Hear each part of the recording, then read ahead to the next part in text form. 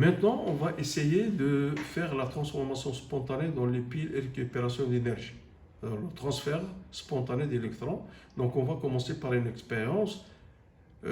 Donc, on plonge une lame de cuivre et une lame de zinc dans une solution contenant de la sulfate de cuivre Cu2 plus et SO4 et sulfate de zinc Zn2 plus SO4 Après quelques instants, on observe un dépôt rouge sur la lame de zinc et la solution se décolore. Comme vous voyez ici, c'est une pile, il est constitué par deux compartiments dans lesquels on plonge les deux électrodes. On plonge deux électrodes. Donc, dans la première électrode, donc l'électrode du cuivre qui est plongée dans une solution de sulfate de cuivre, et ici une électrode de zinc qui est plongée dans une solution du sulfate de zinc, et on constate que le zinc, elle, s'oxyde, donc il y a un déplacement des électrons. Donc on a le courant dans la solution est assuré par la présence des ions, et dans le conducteur, donc c'est le déplacement des électrons. Donc on a une oxydation qui est anodique, on a une réduction qui est cathodique. Comme vous voyez sur la réaction, donc Cu plus il va subir une réduction pour donner Cu, donc ce qui donne le dépôt. Par contre ici, on a une oxydation, c'est-à-dire Zn qui va passer de Zn de plus 2 électrons. Donc, et l'équation globale, c'est Cu plus Zns qui donne Zn de plus Cu. Donc, c'est ça, c'est une pile. Donc, lorsqu'on ferme le circuit, l'ampèremètre indique le passage du courant électrique de la plaque du cuivre vers la plaque du zinc. Donc, il y a des placements d'électrons dans le sens inverse. Ceci s'explique par le fait que dans le compartiment contenant la plaque du zinc se produit une oxydation. Donc, on a fermé le circuit, donc il y a passage de courant. Quelle est l'origine de ce passage? Donc, on sait bien que le passage de courant, il se traduit par un déplacement des électrons. Mais quelle est l'origine de ces électrons? Donc, l'origine de ces électrons vient de l'oxydation de zinc qui va donner Zn de plus 2 électrons. Donc, on a ce qu'on appelle, c'est le bord moins, c'est l'anode où on a une oxydation anodique. Sur la plaque du cuivre, ce qui montre qu'il y a une réduction dans l'autre compartiment. En même temps, on observe la formation d'un dépôt du cuivre. Donc, si vous avez un dépôt sur la lame du cuivre, ça veut dire que vous avez une réduction, ce qui donne un dépôt du cuivre. Donc, je peux conclure, dans la pile électrochimique se produit une réaction d'oxydo-réduction. Une réaction d'oxydo-réduction spontanée qui donne lieu à une énergie électrique. Que la transformation spontanée soit directe ou soit indirecte. Et ça dépend de la comparaison de quotient de réaction et la constante d'équilibre. Donc, pour une pile, il y a transformation d'une énergie chimique en énergie électrique.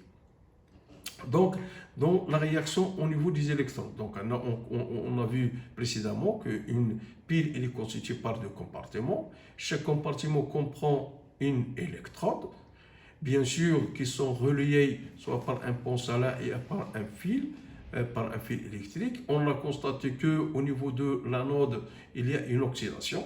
Et qui dit oxydation, ça veut dire une diminution de la masse de l'électrode qui se trouve dans l'anode. C'est pour cette raison que vous voyez ici, il y a une diminution de sa masse. Et ceci est dû à l'oxydation, c'est-à-dire à la dégradation de l'électrode de zinc qui donne Zn, de plus des électrons. Contrairement au niveau de compartiment, au niveau de la cathode, on constate que l'électrode augmente de masse. Ceci est dû à la réduction, c'est-à-dire les ions que veulent Cu du plus 2 électrons pour les électrons qui proviennent de l'anode, ce qui permet la réduction du Cu du plus en Cu, et bien sûr on a un dépôt, ce qui a augmenté la masse de l'électrode du cuivre et qui constitue le pôle positif. De ce fait, on constate que la masse d'électrode de zinc diminue de fait de l'oxydation. Donc on a une oxydation qui est anodique, mais la masse d'électrode du cuivre c'est pas diminué, il augmente. Donc réduction, ce qu'on appelle une réduction cathodique, puisque vous avez un dépôt. Donc remarque, à l'anode et l'électrode qui est le siège d'une oxydation, à l'anode vous avez une oxydation et on parle d'une oxydation anodique. Et à la cathode qui est le siège d'une réduction, c'est la borne positive de la pile, où vous avez une réduction cathodique. Donc, à l'anode, oxydation anodique, c'est la borne moins, et vous avez la cathode, c'est la borne plus, et vous avez une réduction cathodique, ça veut dire que vous avez un dépôt et augmentation de la masse. Le pont ionique est constitué d'une solution électrolytique K plus Cl-. Son rôle est de fermer le circuit. C'est d'un premier côté, c'est pour fermer le circuit et pour assurer la neutralité électrique des deux solutions grâce à la migration d'ions, c'est-à-dire pour avoir un équilibre entre les deux compartiments et neutraliser les charges. Si on place l'ampèremètre par un voltmètre dans le circuit, on obtient une tension au banc de la pile, appelée force électromotrice de la pile. Donc, pour l'ampèremètre permet de mesurer l'intensité du courant électrique et le voltmètre permet de mesurer la tension. Et cette tension est appelée force électromotrice de la pile. Comme vous voyez ici, c'est un schéma conventionnel de la pile. Ça, c'est la borne négative, c'est l'anode. Et ici, la borne positive. Donc, à l'anode, vous avez une oxydation, c'est-à-dire Zn va passer Zn de plus des électrons. Et ici, il y a une diminution de la masse de la lame de l'électrode de zinc, ou bien de la lame de zinc.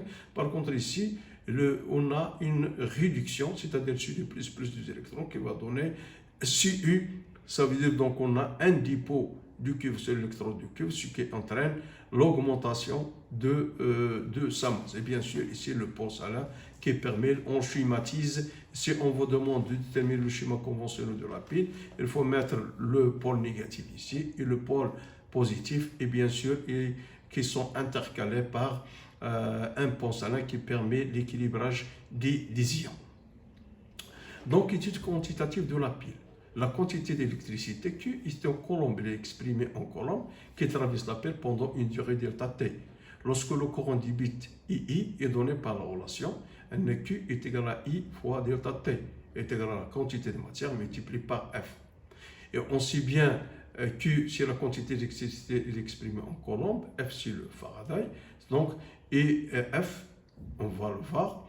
Donc, puisqu'on a Q est égal à n nombre d'électrons fois E, fois la charge, et n, la quantité de matière des électrons est égale à n sur Na. Donc, c'est que n est égal à Ne fois Na. Donc, Ne fois Na. Donc, Q est égal à n, la quantité de matière des électrons, fois Na fois E. Et Na fois E, c'est le Faraday. Le Faraday est égal à 85, comme vous voyez ici, 16,010 puissance 23 multiplié par 1,6010 moins 19 est égal à 86 500 coulombs par mol. Ça, c'est ça le Faraday. Et c'est ça l'essentiel, ce que vous devrez connaître dans le cas du pile.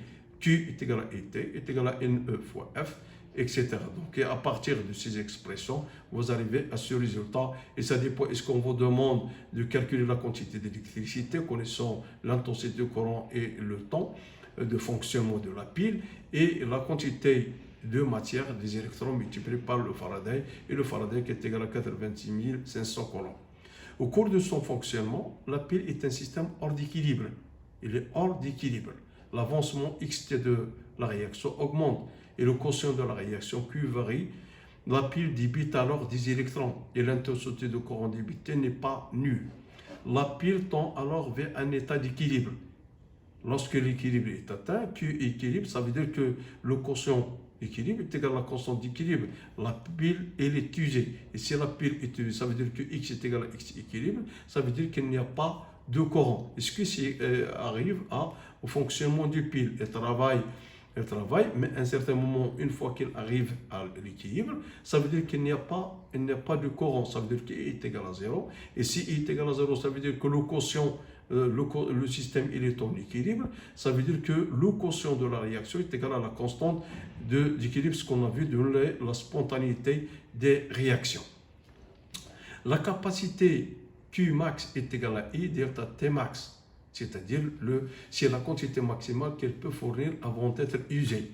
Donc, avec en fonction, parce que, comme vous connaissez le pile de radio, ou bien les piles, ils sont connus par une certaine durée de fonctionnement avant d'être usés, et c'est la quantité maximale qu'il va débiter. De façon générale, une pile est usée lorsque le réactif limitant est totalement consommé.